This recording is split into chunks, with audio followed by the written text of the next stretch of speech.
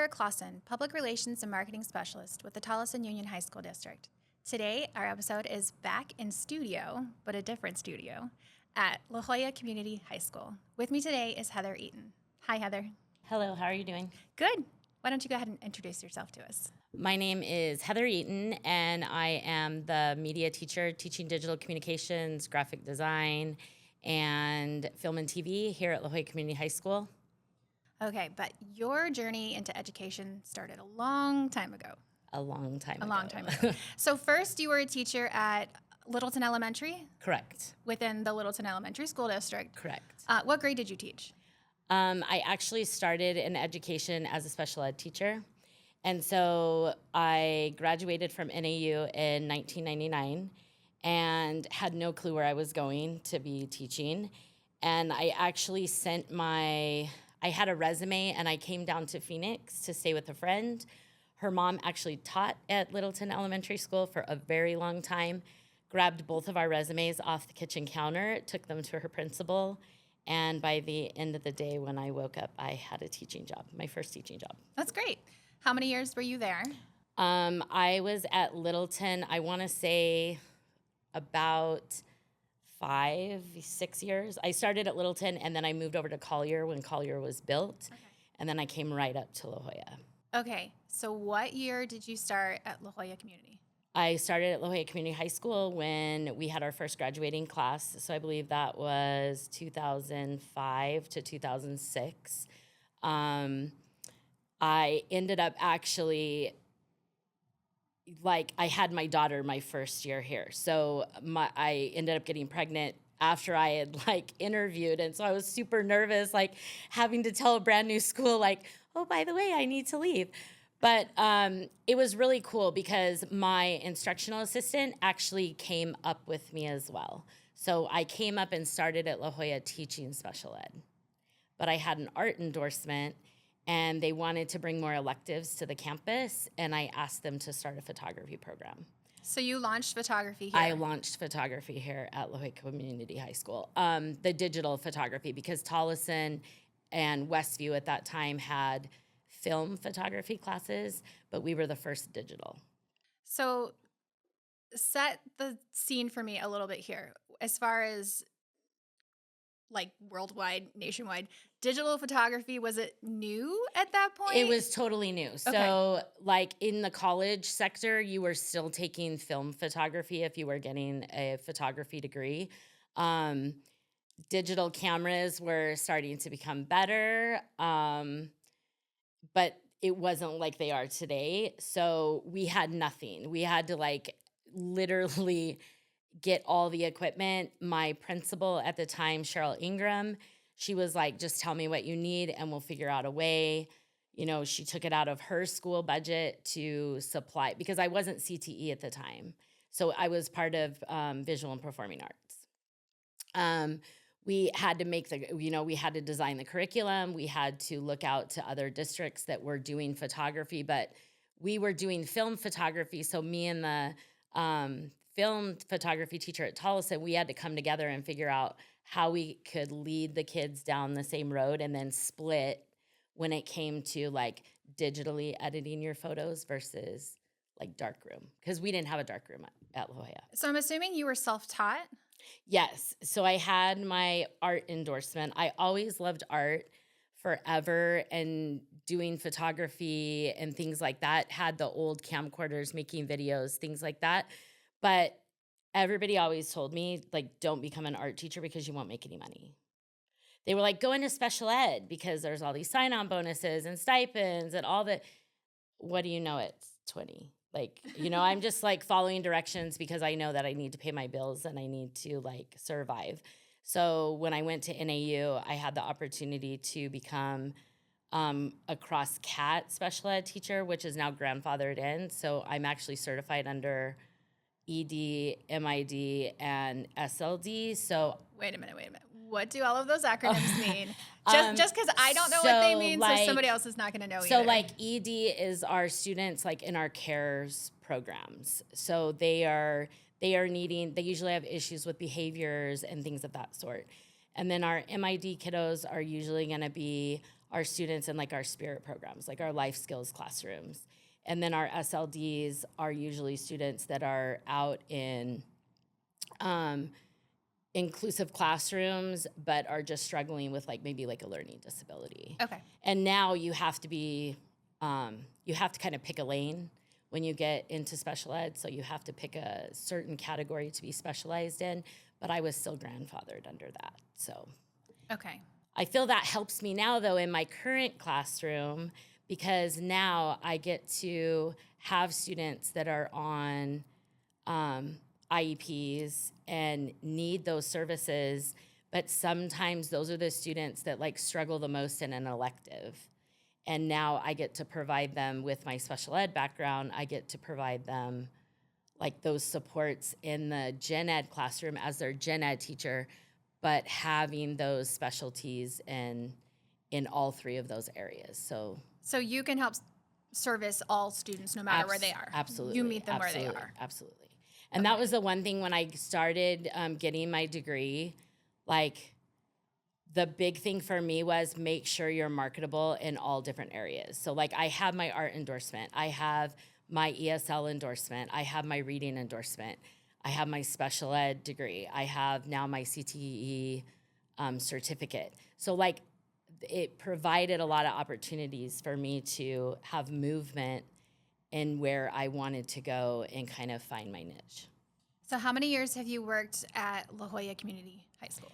This is going into my 21st year here at La Joya, so a long time. I keep telling my students they're gonna like put up a statue outside in the rocks, like right outside my door. This La Joya has my heart, like it completely has my heart. When I started at Littleton, the community out here was literally Ligas and Cashin and nothing else. It was those two communities. There were no suburban, like the homes that are all around. It was literally just the Cashin community and the Ligas community and La Joya and Littleton. Like that's kind of all that was on what we know now as Avondale Boulevard. Do you remember why you chose this high school? Because I wanted to follow my existing elementary students to high school. And I will tell you, it was super emotional seeing that graduating class that I taught my first year walk across that stage, because like I was like little Heather that started as like little teacher that didn't have a clue what she was doing.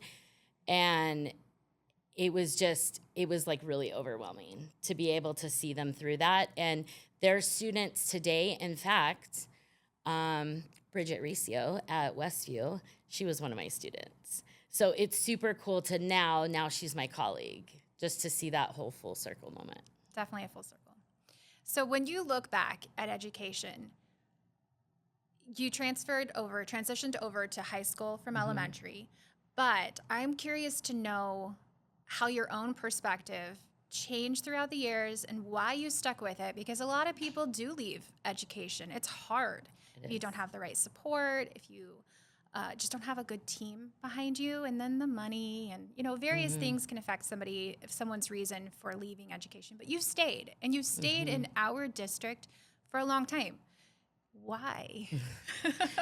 So I've grown to figure out over the years that I'm a very loyal person. Like I've literally worked for 2 districts my entire teaching career. I'm entering my 28th year in education. And if you look at my resume, I was part of Littleton, part of TUHSD now.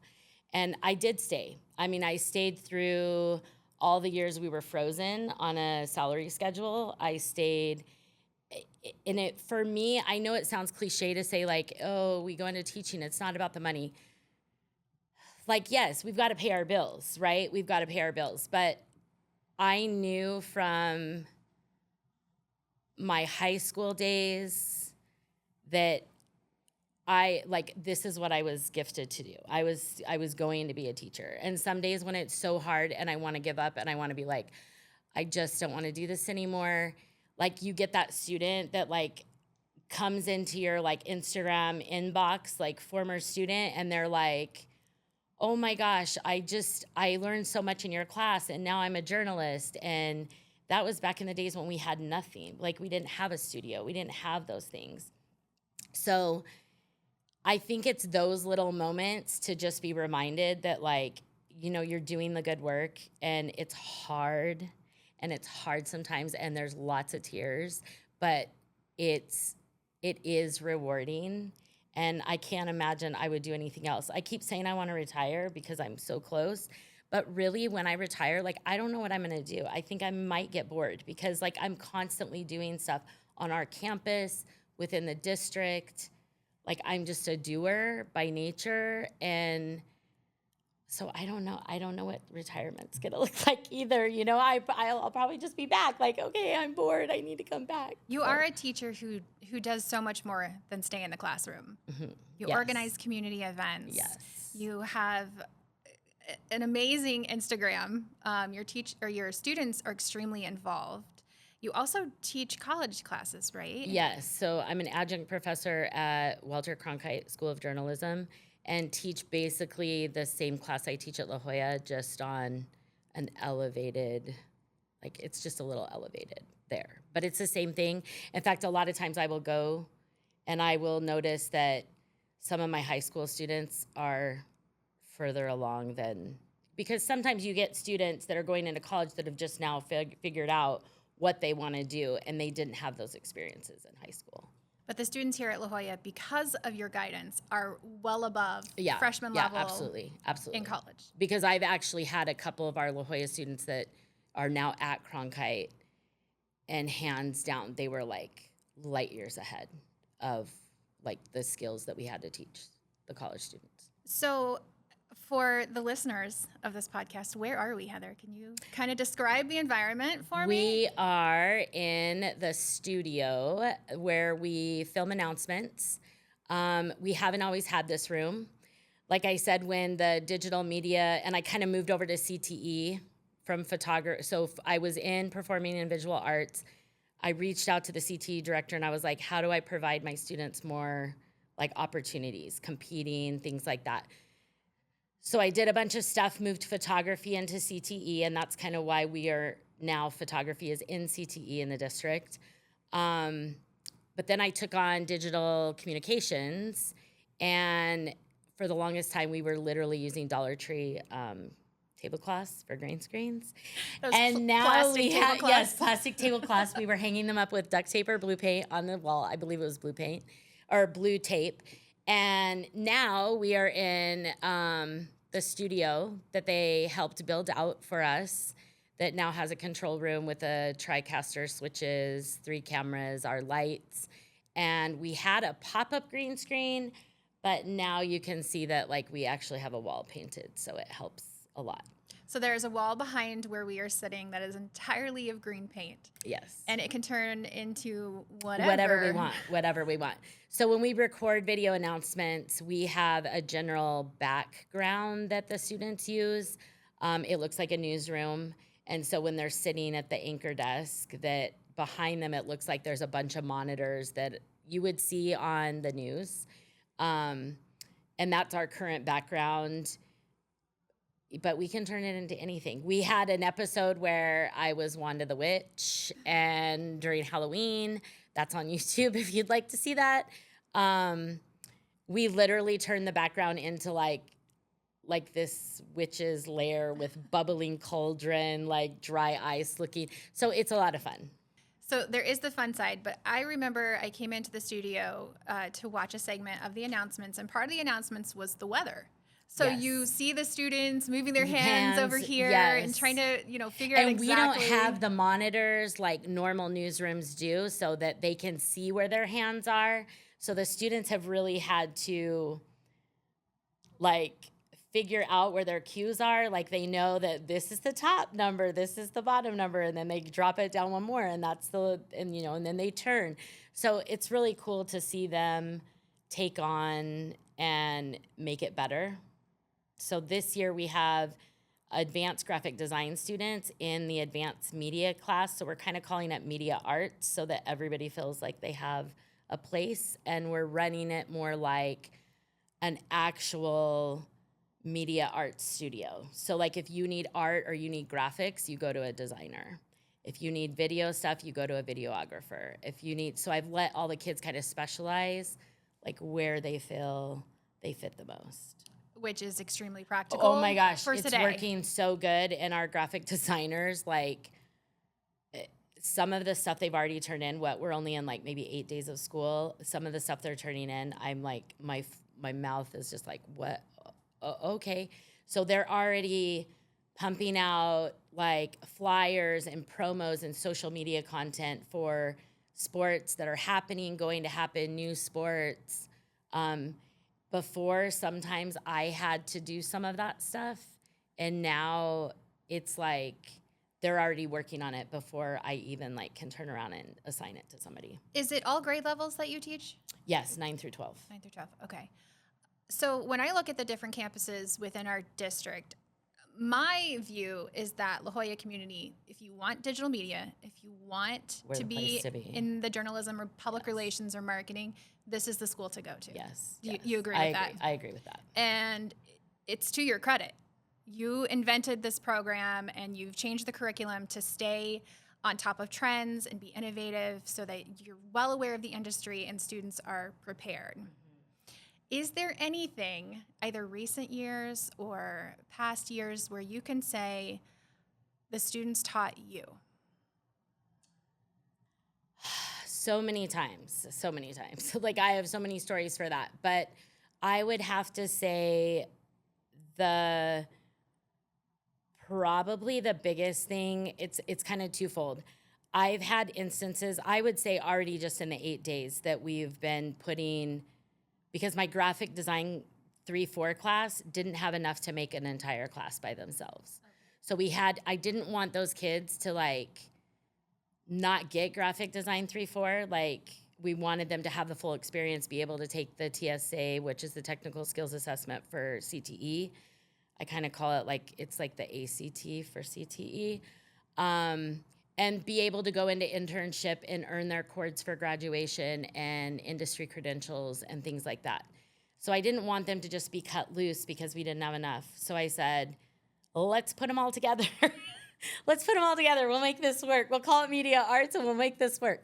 But really in the 8 days that we've had, there's been so many students that have stepped up to the plate to like taken on tasks and jobs that, like I said, historically might have had to like fall on me a little bit heavier. And they're being so adult about it and so professional and so like industry driven. And I really believe that's due to the trajectory where La Joya Community High School is going, because we really want to empower all Lobos for post-secondary success. And for me, I know some students, like they're not college bound, but like what skills am I gonna give them to take them into nursing, to take them into construction, to take them in, and my class can do that. You walk on a construction site and the construction person's like, oh my gosh, we need to photograph this building, or we need to, and one of my students can raise their hand. I never thought of that. So it's more than just teaching them to become a journalist, because I know not everybody's gonna do that. But I had a student that took photography with me, and he literally went into the military as a medic, then went into special forces, called me out of the blue and said, you'll never believe. They bought us camera and video equipment that was like surveillance equipment, and I'm the youngest one on the team. I'm in my 20s, and all these guys are older, and I have no clue how to use this equipment, but guess what? I was able to raise my hand, and I was able to say, I took photography, and he was literally the one teaching the rest of special forces how to use it. That's not journalism, that's not media, but he had the experience in my class to be able to carry it into his own, like, job that he wanted to have. He had tools in a toolbox. Absolutely, absolutely. So we only have a little bit more time left. Okay. And my final question for you is, those looking to get into education, or even this district specifically, what is your best advice? Best advice. Oh my goodness. Or advice that you received that is still true today? I would have to say my best advice I've ever been given was from Cheryl Ingram, my first principal here at La Joya. And I'm hoping I'm not going to get emotional about it because I feel it coming on. 20-something Heather that walked onto her campus was told over and over again, our entire staff, that the parents are bringing you the best that they have. They're bringing you their best of their best. To them, these are like the jewels of their life, and they want you to protect those jewels. They want you to like shine those jewels. They want you to like make sure that everything's gonna be great.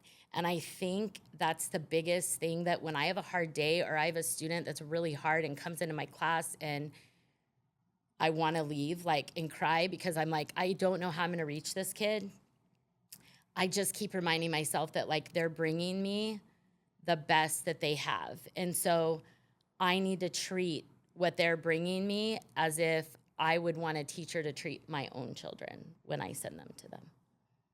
Thank you so much, Heather. But I would be remiss if we didn't give a shout out to La Jolla Link and the great things that your students doing. Can you tell our subscribers how to follow? Yes, thank you for having me today.